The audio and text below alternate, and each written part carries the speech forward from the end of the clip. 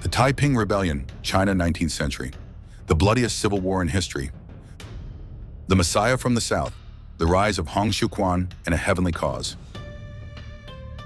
In the heart of a collapsing China, ravaged by internal corruption, foreign invasions, and social breakdown under the crumbling Qing Dynasty, an unlikely figure emerged, Hong Xiuquan. Born in 1814 to a humble Hakka family, Hong was a brilliant young man striving to rise through the rigid imperial examination system. After repeated failures, he fell into a deep depression. It was in this state that he experienced a series of mystical visions that would forever alter the course of Chinese history. In his feverish dreams, Hong claimed he was taken to heaven, where he met a divine being who introduced himself as God and revealed to him that he was the younger brother of Jesus Christ, sent to earth to purge evil and establish the heavenly kingdom. This revelation transformed his academic failure into a spiritual mission. Influenced by Protestant pamphlets brought by Western missionaries, Hong reinterpreted Christianity through his own lens, fusing local beliefs with biblical elements. From this emerged a radical doctrinal sect, the Taiping movement. Hong began preaching among the Hakka in southern China, targeting the marginalized, poor peasants, ethnic minorities, and displaced laborers suffering from the chaos of the Opium Wars. His message was revolutionary, spiritual, and deeply messianic. He promised to abolish idolatry, destroy Confucianism, redistribute land, and establish a society based on gender equality and divine justice. His followers grew rapidly, inspired by a vision of redemption and weary of imperial oppression. In 1851, Hong and his disciples founded the Heavenly Kingdom of Great Peace, Taiping Tianguo. They were no longer just a religious sect. They were a state at war, with armies, banners, laws, and a new calendar. They declared war on the Qing Dynasty and ignited the largest civil rebellion in human history. From that point on, China plunged into an apocalyptic conflict where religion, politics, and desperation merged into a bloody epic. Holy War, the March on Nanjing and the birth of a theocracy. In January 1851, in the village of Jintian, the Heavenly Kingdom of Great Peace was officially proclaimed.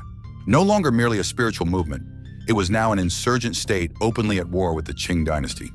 The uprising grew rapidly in scale and fervor, attracting thousands of peasants, miners, ethnic Hakka, and social outcasts who saw the Taiping cause as their only hope for liberation.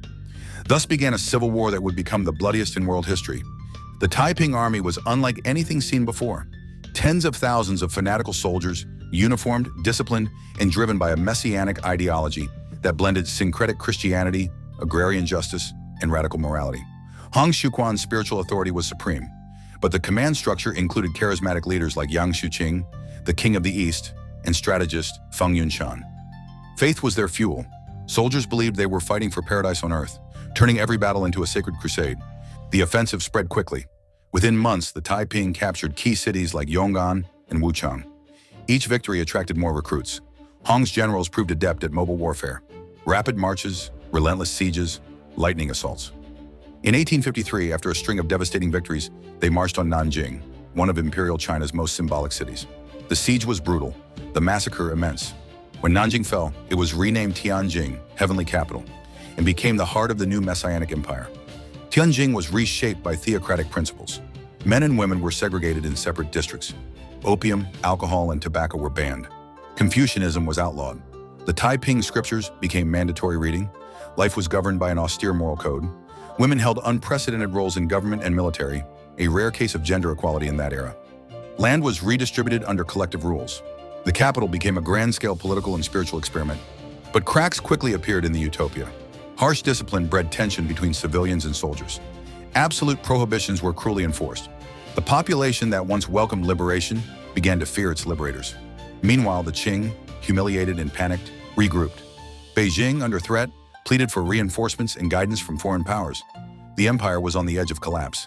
What seemed like a celestial dawn was beginning to carry the seeds of its own undoing. Blood and contradiction, radicalization, and civil war within.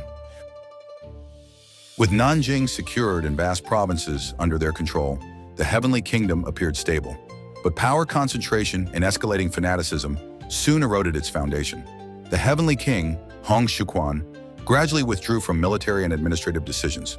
Secluded in his palaces, he spent his days contemplating scripture and issuing divine decrees. In practice, his generals ruled and began clashing violently for control. Yang Xuqing, the influential King of the East, claimed that God spoke directly through him, placing himself on equal footing with Hong. His rise triggered envy, tension, and conspiracy. In 1856, Hong authorized a brutal purge. Yang was tortured and executed, and his allies were massacred within Tianjin. The Heavenly Kingdom plunged into paranoia, distrust, and internal bloodshed. The spiritual unity that once held the movement together shattered into ideological and personal feuds. On the battlefield, the situation worsened. War with the Qing evolved into total war. Armies clashed across multiple fronts. Cities were razed, fields devastated. The conflict transcended conventional warfare. It became a campaign of annihilation. Famine swept through entire regions. Millions died not only in battle, but from disease, starvation, and mass slaughter by both sides. Conservative estimates put the death toll at over 20 million, surpassing that of World War I. Faced with collapse, the Qing launched an intelligent counteroffensive. With British and French support, they reorganized the military along modern lines. Key figures emerged, including Zheng Guofan, who formed the Xiang Army, an autonomous, highly disciplined regional force. Their advance was methodical and merciless. The Qing allied with local warlords and even armed bandits, forging brutal pragmatism into strategy. The empire had found its second wind. The Taiping, now divided and isolated, resisted with desperation. The utopia of Tianjin was besieged, physically, morally, and spiritually. The dream of paradise melted into blood. Every imperial victory became a sign of doom. The religion that once stirred multitudes had become a prison, and the collective dream was disintegrating under the weight of betrayal, suffering, and ambition. The Fall of a Dream, Legacy and the Shadows of Taiping. From 1862 onward, the Heavenly Kingdom's fall became a slow, inevitable march. Imperial troops and their allies pressed from every side. Provinces once loyal to the Taiping cause fell one by one. Tianjin, now surrounded and starving, had become a tomb waiting to be sealed. Hong Xiuquan, increasingly reclusive and frail, remained fixated on religious rituals and visions, while famine consumed the city. Secluded in a modest palace, he refused to flee. The city, once the symbol of divine renewal, now embodied agony. In June 1864, after weeks of bombardment, Zheng Guofan's forces breached the walls. The final assault was a massacre. Men, women, and children were slaughtered without mercy. It is estimated that over 100,000 civilians were killed in the first days of Tianjin's fall. Hong's body was found days later, surrounded by sacred objects. His remains were publicly burned. The image of the Messiah in flames marked the symbolic end of a 14-year religious delirium that had shaken China to its core. The Qing's victory was symbolic at best. The empire had survived, but was devastated, fragmented, and morally exhausted. The China that emerged from the Taiping Rebellion was transformed. Vast, depopulated regions, ruined rural economies, unproductive farmlands. Foreign powers consolidated control over ports and trade through unequal treaties. Western presence became ubiquitous, militarily and culturally. Yet the legacy of the Taiping endured. Their ideals, social equality, land redistribution, the abolition of Confucian hierarchy, and female empowerment, inspired thinkers and revolutionaries.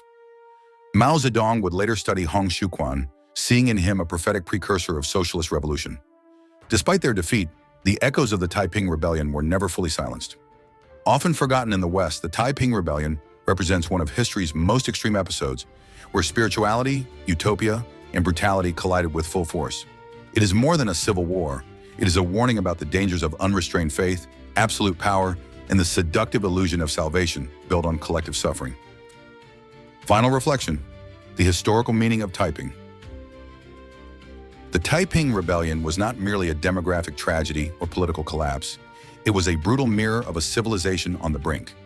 Its impact goes beyond numbers and borders. It foreshadowed modern conflicts defined by ideology, fanaticism, and total war. In many ways, it was China's first modern war, fought not only with weapons but with absolute beliefs and promises of collective redemption. Its failure showed that revolutions fueled by unanchored messianism tend to devour themselves. But its existence proves that even the most oppressed can dream of alternative worlds. And those dreams, no matter how dangerous, shape the future. The Taiping Rebellion remains not just a moment in the past, but a living warning about extremism, inequality, and the power vacuum that can give rise to chaos, and with it, the feverish desire for a new paradise.